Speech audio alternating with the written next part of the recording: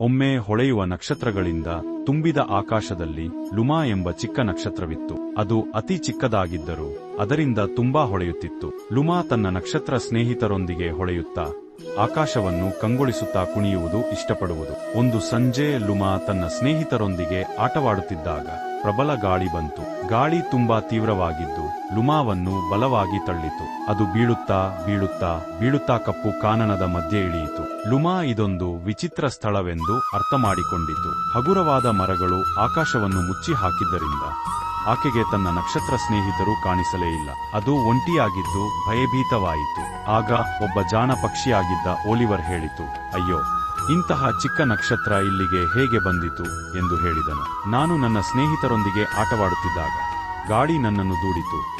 ನಾನು ಮರಳಿ ಆಕಾಶಕ್ಕೆ ಹೇಗೆ ಹೋಗಬೇಕೋ ತಿಳಿಯುತ್ತಿಲ್ಲ ಎಂದು ದುಃಖದಿಂದ ಹೇಳಿತು. ಒಲಿವರ್ ಯೋಚಿಸಿ, ನಮ್ಮ ಕಾನನದಲ್ಲಿರುವ ಗೆಳೆಯರ ಸಹಾಯ ಕೇಳೋಣ ಎಂದನು. ಅವರು ಮೊದಲು ಬೆನ್ನಿ ಕರಡಿಯ ಬಳಿಗೆ ಹೋದರು. ಬೆನ್ನಿ ದೊಡ್ಡದಾಗಿ ಬಲಿಷ್ಠನಾಗಿದ್ದನು. ನಾನು ನನ್ನ ಬಲವಾದ ಕೊಂಬೆಯಿಂದ ನಿನ್ನನ್ನು ಎತ್ತಿ ಆಕಾಶಕ್ಕೆ ಹಾಕಬಹುದು ಎಂದನು. ಬೆನ್ನಿ ಎಷ್ಟು ಪ್ರಯತ್ನಿಸಿದರೂ ಲುಮಾ ಆಕಾಶವನ್ನು ತಲುಪಲಿಲ್ಲ. ಮುಂದೆ ಅವರು ಆನೆಯ ಬಳಿಗೆ ಹೋದರು. ನಾನು ನನ್ನ ದೊಡ್ಡ ತೂತು ಬಳಸಿ ನಿನ್ನನ್ನು ಮೇಲಕ್ಕೆ ಊದಿ ಕಳಿಸಬಹುದು ಎಂದಳು ಎಲಿ. ಅವಳು ಆಳವಾಗಿ ಉಸಿರೆಳೆದಳು. ಗಾಳಿಯನ್ನು ತೀವ್ರವಾಗಿ ಊದಿದಳು.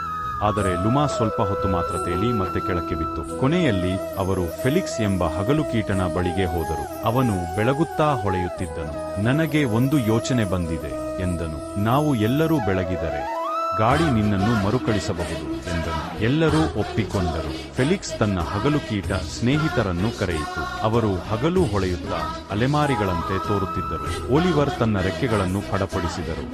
ಬೆನ್ನಿ ಮರಗಳನ್ನು ಅಲುಗಿಸಿದರು ಮತ್ತು ಎಲಿ ತನ್ನ ದೊಡ್ಡ ಕಿವಿಗಳನ್ನು ಊದಿದಳು. ತಕ್ಷಣ ಒಮ್ಮೆಲೆ ಗಾಳಿ ತೀವ್ರವಾಯಿತು. ಗಾಳಿ ಲುಮಾವನ್ನು ಮೇಲಕ್ಕೆ ಮೇಲಕ್ಕೆ ಮೇಲಕ್ಕೆ ಎತ್ತಿತು. ಇದು ಕೆಲಸ ಮಾಡುತ್ತಿದೆ ಎಂದು ಅವಳು ಸಂತೋಷದಿಂದ ಕೂಗಿದಳು. ಗಾಳಿ ಅವಳನ್ನು ನಕ್ಷತ್ರಗಳ ನಡುವಿನ ಸ್ಥಳಕ್ಕೆ ಕರೆದೊಯ್ದಿತು. ಲುಮಾ ಇನ್ನು ಹಳೆಯದಕ್ಕಿಂತ ಹೆಚ್ಚು ಹೊಳೆಯಿತು. ತನ್ನ ಹೊಸ ಗೆಳೆಯರ ಸಹಾಯಕ್ಕಾಗಿ ಆಕೆಯ ಹೃದಯದಲ್ಲಿ ಕೃತಜ್ಞತೆ ತುಂಬಿತು.